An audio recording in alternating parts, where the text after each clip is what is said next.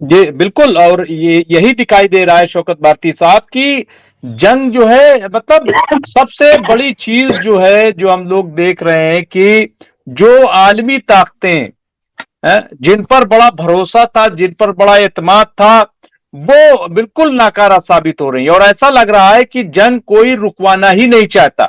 इसके पीछे क्या खेल है, क्या गेम है, क्या ये सब ग्रेटर इजराइल बनाने की बात पे अमल कर रहे हैं, क्या है। लेकिन एक सवाल जो सलीम साहब ने किया है कि शौकत भारती साहब, ऐसा कैसा हिजबुल्लाह का अटैक है कि इजराइल का कुछ हो नहीं रहा है, कोई न्यूज इजराइल की बर्बादी की आती नहीं।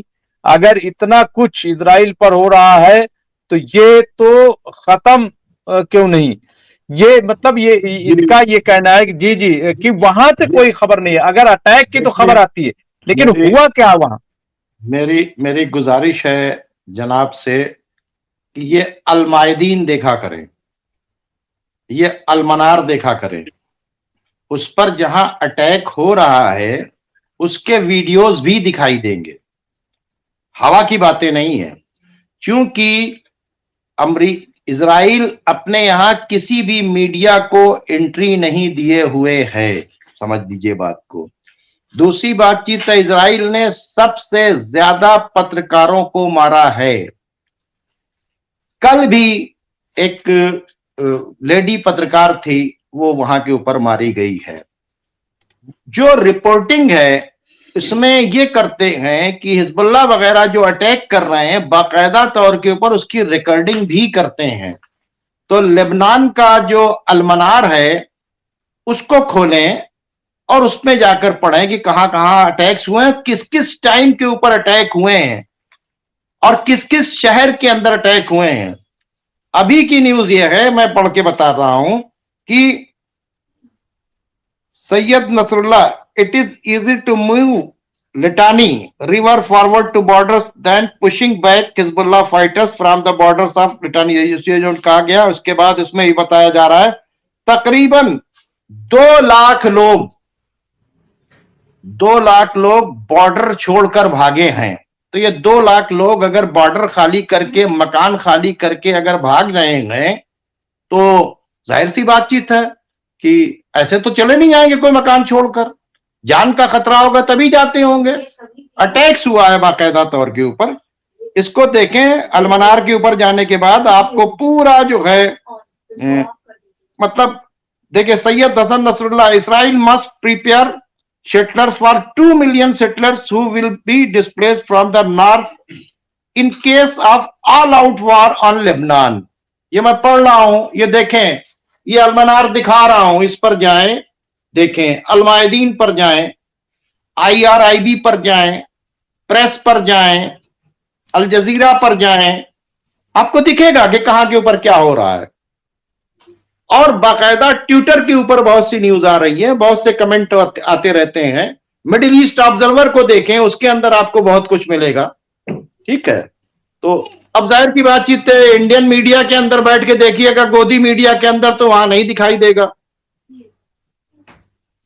जी शौकत भारती साहब, यूसुफ गुलाम हुसैन साहब ने सवाल किया है कि अमेरिका, सवाल क्या उन्होंने जानना चाहा कि अमेरिका, यूरोप और इसराइल यही चाहते हैं कि गजा के लोगों को पैलेस्टाइन से बाहर धकेला जाए।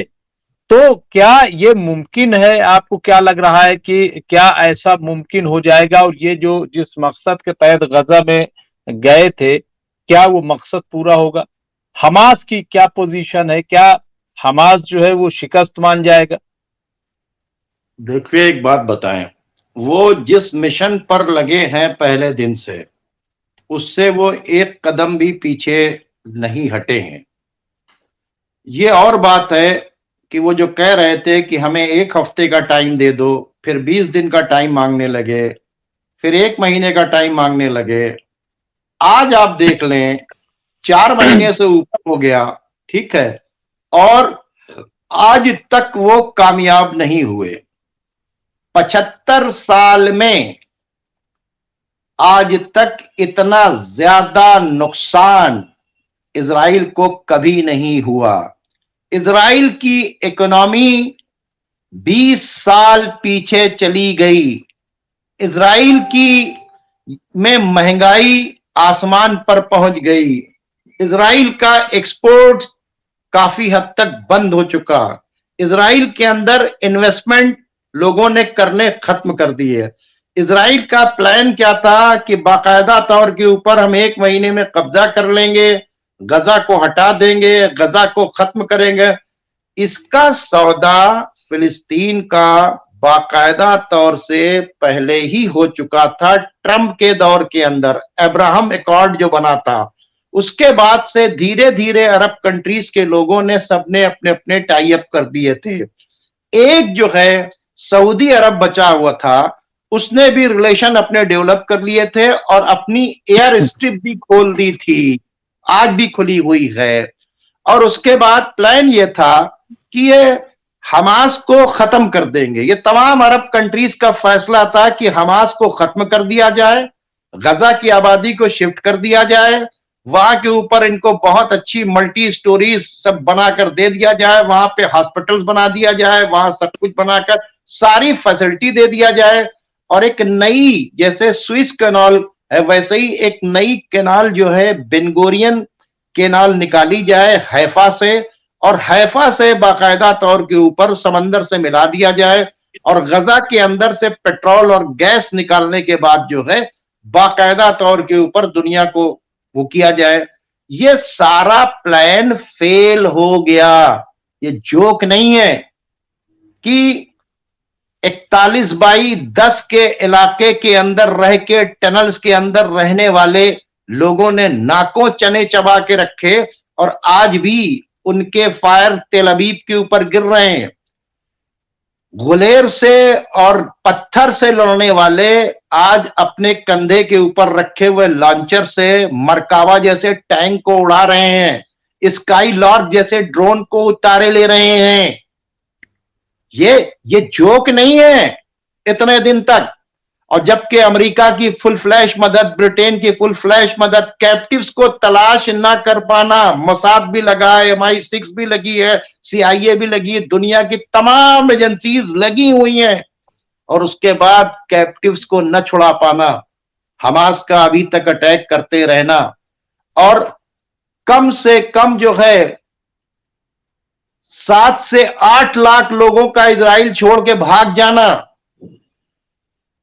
2.5 लाख सेटलर्स जो है वो क्या नाम है शीबा फार्म के इलाके से भाग जाना, गोलानी की तरफ से भाग जाना 80,000 लोगों का, ये जोक नहीं है। ये बहुत बड़ी इलाद की बंदरगाह पूरी तरीके से बंद हो जाना, पूरी दुनिया की ताकत लगाने के बाद उस बंदरगाह तक एक जहाज नहीं पहुंचा सका अमेरिका और ब्रिटेन और पूरा यूरोप मिलने के बाद, जबकि गद्दार अरब मुल्क आज भी उनके साथ के अंदर मौजूद हैं। जबकि आज भी उन्होंने, ये तो सब खत्म हो गया होता अगर ये बाकायदा तौर के ऊपर इजराइल को तेल ना दे रहा होता।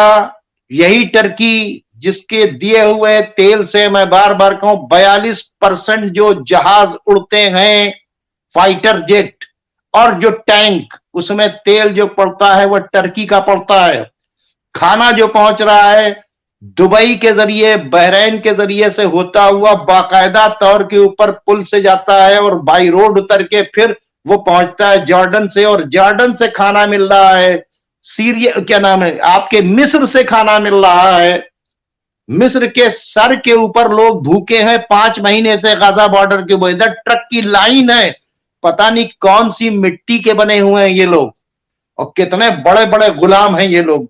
उन सब के बावजूद भी इतनी दिन तक उनका टिका रहना नहीं। और शौकत भारती साहब, ये एस आब्दी साहब ने बड़ी अच्छी बात कही है और समझ में आने वाली बात है। उन्होंने लिखा है कि हिजबुल्लाह इजराइल को अब तक तबाह कर चुका होता, लेकिन सिर्फ इसलिए कि ये हमले सिर्फ फौजियों पे हो रहे हैं। अगर आम इंसानों को मारना होता तो अब तक इजराइल भी गजा बन चुका होता। ये मैं समझता हूं कि बहुत बड़ी बात, इन्होंने बड़ी अच्छी बात कही है एस आब्दी साहब ने। क्या क्या कहेंगे इस पे शौकत भारती साहब? नहीं, बिल्कुल बहुत ही अच्छा एंगल रखा है एस आब्दी साहब ने। और आप देख लीजिए, मैं बार बार कहता हूं कि अगर जिस तरह से कैप्टिव्स पकड़े किसने, हमास ने, यही कैप्टिव आईसिस पकड़ता तो क्या करता? यही प्रिजनर्स जो है पकड़ रहे हैं इजरायली तो क्या कर रहे हैं? हाँ? पीछे हथकड़ी लगाकर उन्हें गोली मार दे रहे हैं। उनके आर्गन्स जो हैं 80 लोगों को जो दिया है पैक लाश, उनके आर्गन्स जो हैं उन्होंने निकाल लिए हैं। ठीक है, ठंड के अंदर उनको नंगे बदन बैठा रहे हैं, 72 घंटे तक उनके हाथ बांध करके रखे। जो छूट के आए हैं प्रिजनर, उनसे पूछिए। और जो प्रिजनर छूट के गए, जो कैप्टिव छूट के गए, क्या नाम है, हमास के तरफ से, उन्होंने किसकी तारीफ की? उन्होंने हमास की तारीफ की। तो जाहिर सी बातचीत है, पहली बात, वो लोग जो आईसिस बनाकर पेश कर रहे थे, दहशतगर्द बनाकर पेश कर रहे थे हमास को, हिजबुल्लाह को, इनको उनको, आज पूरी दुनिया ने देख लिया कि दहशतगर्द सबसे बड़ा इजराइल है और उसका सपोर्टर अमेरिका है और उसका सपोर्टर ब्रिटेन है। और आज भी आईसिस को इस्तेमाल करके ईरान के अंदर जो है, अमेरिका के अंदर किरमान शहर के अंदर ब्लास्ट करवाया, वहां पे लोगों की जान ली। आज भी आईसिस जो है बाकायदा तौर के ऊपर इस्लामिक रेजिस्टेंस फोर्सेस से लड़ रही है। तो सवाल यह पैदा होता है कि इन लोगों ने वो काम नहीं किया, इसलिए क्या न हमास को लोग जालिम कह रहे हैं, न हिजबुल्लाह को जालिम कह रहे हैं, न हौती को जालिम कह रहे हैं, न इस्लामिक रेजिस्टेंस को जालिम कह रहे हैं। लेकिन अगर पूरी दुनिया के अंदर वॉर क्रिमिनल कहा जा रहा है, जेनोसाइड करने वाला कहा जा रहा है, तो उन्होंने वाकई ये सोचा कि पब्लिक कम से कम मरे, चांस दिया। पूरा ये जो पूरा लेबनान के बॉर्डर का पूरा 130 किलोमीटर का जो इलाका है, जो फैला हुआ है 6-7 किलोमीटर का, वहां से जो सेटलर्स भागे हैं, हाँ, एक भी आदमी नहीं मरा। उन्होंने सबको उन्होंने चांस दिया कि चले जाओ। उनके यहां मैसेज छोड़े कि बाकायदा तौर के ऊपर चले जाए। तो सवाल ये पैदा होता है, बिल्कुल ये साबदी साहब ने बिल्कुल सही बातचीत की कि अगर बिल्कुल आंख बंद करके मारना होता तो फिर जाहिर सी बातचीत है वो सेटलर्स को उड़ा देते। उनके रेंज के अंदर थी, 2.5-3 लाख लोग मर गए होते फिलिस्तीन के।